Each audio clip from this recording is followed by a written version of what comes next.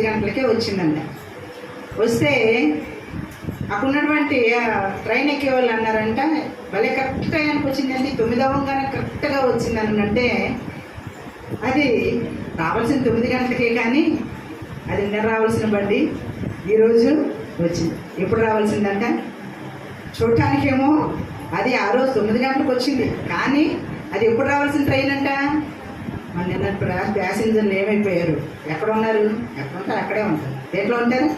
దేని రిజర్వేషన్ చేయించుకున్నామో, ఏ బండి ఎక్కాలో, ఎక్కడికి వెళ్ళాలో ఆ ట్రైన్లోనే ఉన్నారు. నువ్వు ఎన్ని రోజులకైనా తీసుకెళ్ళి ఎక్కడ ఉంటారు ఎక్కిన వాళ్ళు అక్కడే. మనం గమ్యం వచ్చేదాకా అక్కడే ఉంటాం. కాబట్టి దేవుని సన్నిధిలో మనం కనపడుతున్న మనము సమయానికి దేవుని సన్నిధిలో కనపడే వారంగా ఉండాలి. వారంలో ఒక దినము, అది దేవుని యొక్క దినం, అది దేవుడు ఏర్పాటు చేసిన దినం. దేవుణ్ణి ఆరాధించడానికి, గణపరచడానికి, ఆయన మహింపరచడానికి, ఆయన చేసిన మేళ్ళన్నిటి తలపోసుకుంటూ